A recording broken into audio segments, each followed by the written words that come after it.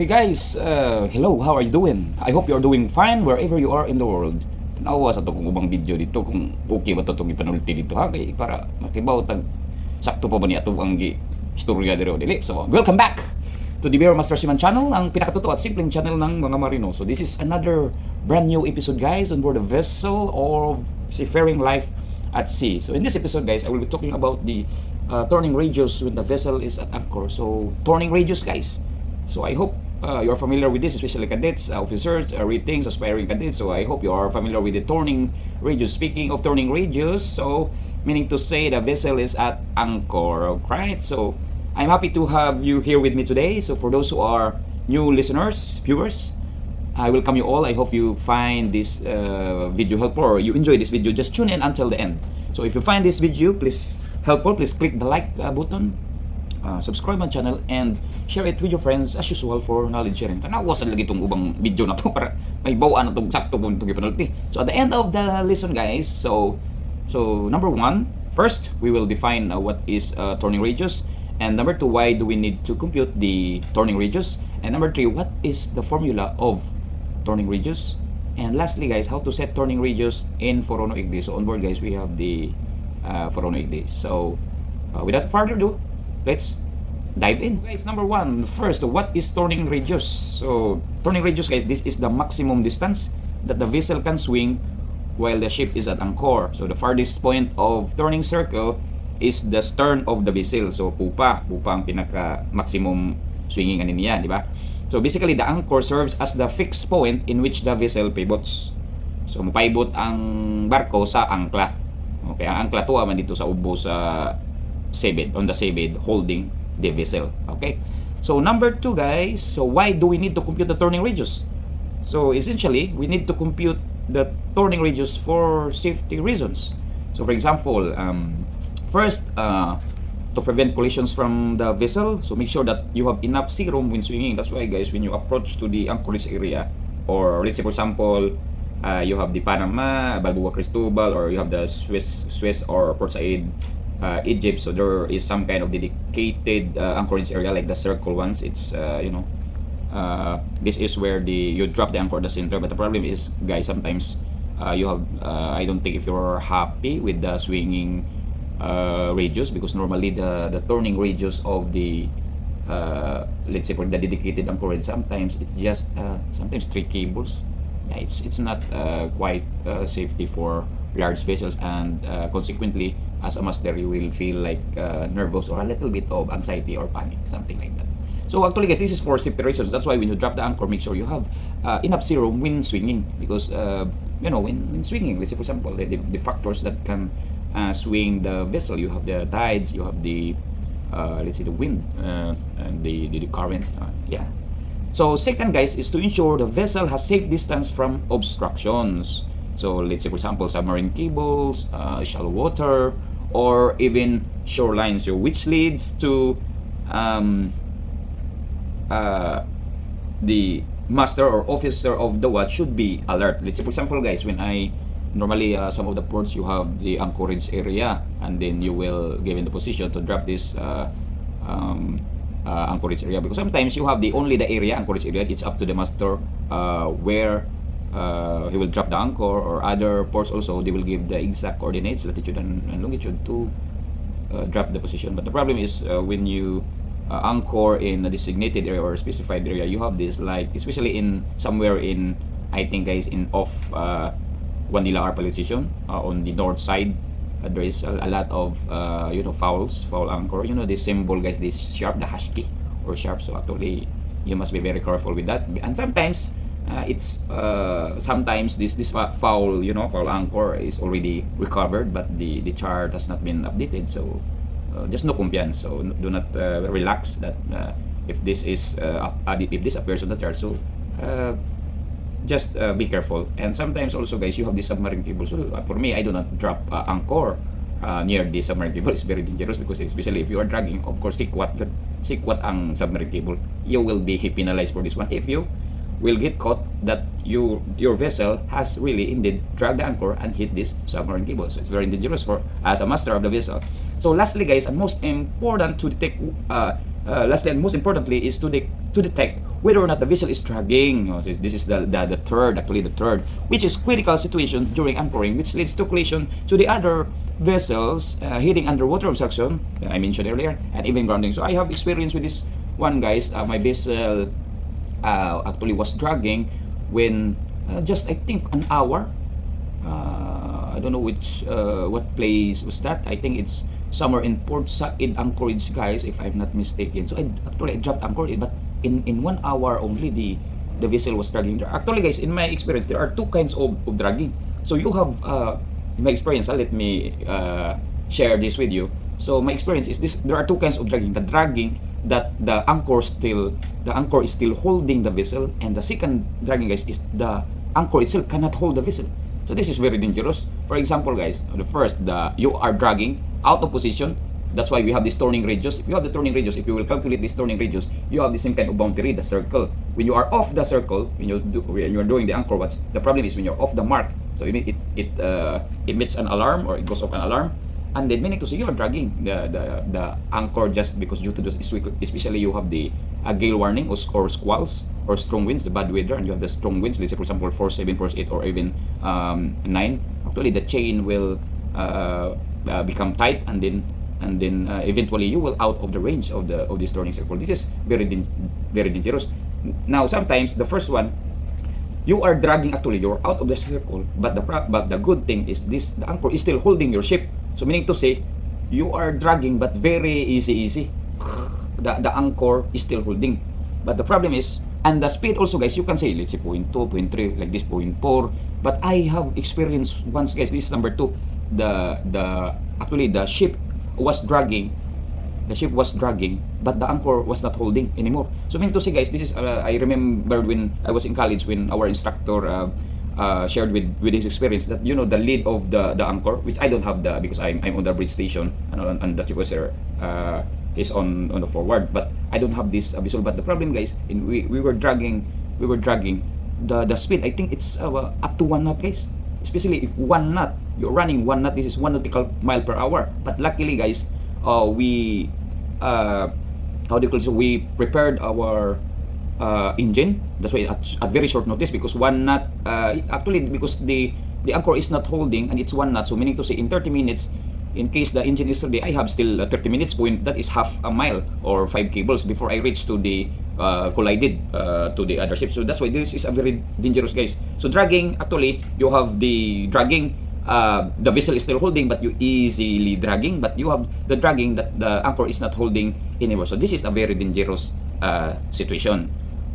And some of the factors, guys, that ship can lead to dragging, as I mentioned, are strong winds, squalls, a strong current, a combination of let's say for example, guys, these tides. You have the the range of the tide is quite high, and you have the strong current, and plus an combination among these factors, this is very dangerous. So one thing to consider as well is that if the vessel has a huge windage area, especially car carrier, guys, or container ships with higher tiers on deck, daghag kwan ba kaning container, let's say for example 8 or 6 to 8 stack tiers. So tiers, guys, meaning to say ang iyahang patong-patong, guys, ba. So 1, 2, 3, 4, 5, 6, 7, 8. So this is very also dangerous. Unlike if you are, let's say, bulk carrier or let's say tanker, if you are full, less freeboard. So the effects of these forces that will lead you to dragging your anchor is entirely different from those ships who have this which have this higher windage area or huge windage area. So it could adversely affect the turning circle, as the bigger the windage area, the stronger the effects of the wind. So next, guys, is number 3. So what is the formula of turning radius? So with my vast experience at sea, guys, so I've been, for your information, I also mentioned this one, I've been sailing for now, I think I think more than 20 years now, guys, because I started my cadet ship. It was year 2003 when I had my first sea experience on board car ship. So with my vast experience, I've observed 2 ways on how to calculate the turning radius, in which even me until now I've been applying it. So the first one is the rough calculation, guys. So back in the old days, guys, those old masters that I used to sail when I was still young, Actually, they've been doing this rough calculation even now. Even me, I'm still applying. I'm applying this one when I drop the anchor. So I don't, let's say for example, I don't, because some of the masters I observed, they just go to the computer, then fill in, this with formula, the Excel files that they have. So they just fill in, input all the details, and they have the how many, let's say for example, how many let's say shackles to let's say to lower, or what's your turning radius. So actually they will calculate this one. Yeah, just input like this. And then so this is the first one, guys. So the rough calculation, which I've said I'm applying this one. So how to compute using this method? So actually, guys, we're gonna use the formula equals this one. The formula of turning radius equals the length of the cable laid. So how many shackles you lowered into the water, plus the LOE of the ship. So length overall of the ship. Let's say for example, my ship, guys, is 260 meters. So that is length of the hull. You can see that one in your ship's particular. Every ship has her own ship's particular. So if this is a basic let's say particular with the length of the hull, you can see in the ship's particular. Okay, so back in the old days, guys, masters frequently use this formula. Unlike nowadays, you have this computerized formula like Excel, in which you just input the let's say for example for the number of shackles to load, depth of the water, and then length of the vessel, and then you have this it's very quick actually. But the problem is you will still go to your computer, then you can have the number of shackles to lower right away in a moment. So I'm gonna show you how I calculate using this rough calculation method in a moment. So in a moment. Okay, so second, guys, is the accurate calculation calculation how to compute the turning radius, guys. So meaning to say, the second method is using the Pythagorean Theorem. I'm sure our teachers had discussed this one when we were high school back then. So for sure we know this one. And then the formula, if I recall, it's c square equals e square plus b square, or the c equals the square root of a square plus b square. So I made a previous vlog of this one years ago. I don't know, I will just leave the link in the description below. I will just review, and then I'll just link if you are willing to review it. Okay, so that's it. That's the two calculations, guys, on how to compute the turning radius. Then lastly, guys, is this is number 4. Lastly, how to set the turning radius in for ICDIS. So we have different ICDIS on board. You have the Simrad, you have the I don't know what's the other brand of DJRC, or but ours is ICDIS Forono ICDIS. So let's say after you have calculated that turning radius, guys, so in the on the ICDIS, you will input this value, and then before you will activate the anchor watch. Okay, and then our ICDIS board is Forono, and then in a moment I'm gonna show you how I did it. So here we go.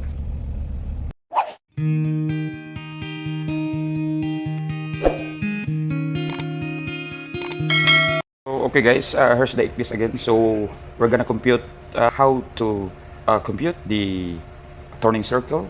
Let's say for example turning radius. In the ICDIS is drag circle, swinging radius, turning radius, swinging or turning radius while at anchor, guys.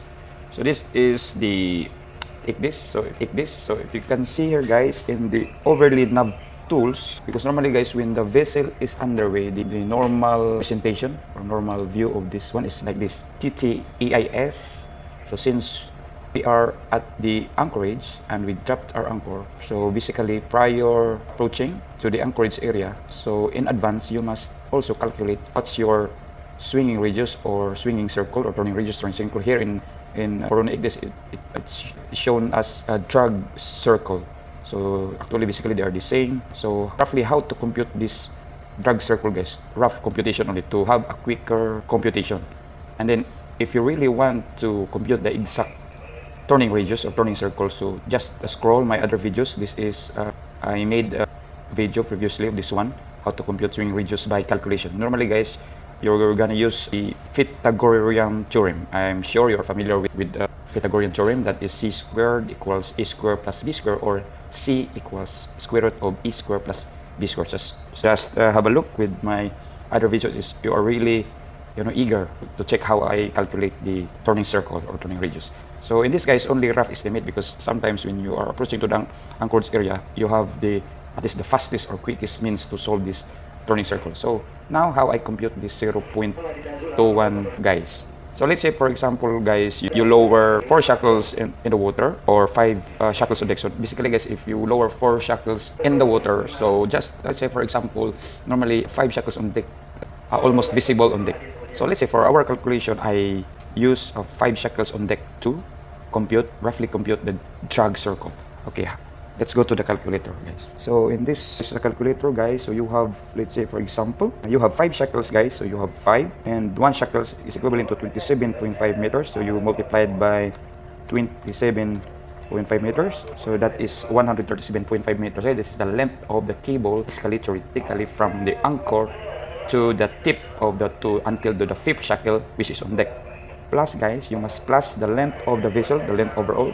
So the length overall of our vessel is 260 meters, guys. So plus 260. So this is the length, 397.5. And then you convert this one to nautical miles, guys. So how to convert? 1 nautical mile is equivalent to 1,852 meters. So divided by 1,852 meters equal to 0.214 or 02.15 or 0.2. So in this case, guys, I choose 0.21 because for my style, I use the less drag circle, not the 0.2, for safety, also for allowance. So that's why my answer here, guys, is 0.21 nautical miles. So this is my answer, not 0.2. So at least you have an allowance that when, let's say, for example, guys, this is 0.21, guys, on the screen. So let's say, for example, guys, this is 0.21, guys, and then let's say that your position, your vessel is out of this circle, meaning to say, guys, your anchor is dragging, your ship is dragging, and it means your anchor is not holding properly due to some various reasons, like you have the strong winds or strong currents. So that's it. So hopefully, guys, you will find this video helpful. So sir, guys, hinaut-out natin nakatunan no sa ato ang basic computation, how to compute the turning circle. That is, calculating the turning radius is of paramount importance while the vessel stays at the anchorage. So I have come across this question, which method has, if you can answer in the comment section, it's much more, it will make me happy actually if you will comment this one. So which method has a shorter or longer turning circle? Is it the rough calculation or the Pythagorean Theorem formula? So I am excited actually to see your answers on the comment section if you totally understand computing that turning radius. So thanks for watching until the end, sir, guys. I hope you guys find this lesson helpful. Please like, subscribe, and share it with your friends. See you on the next episode. Bye for now.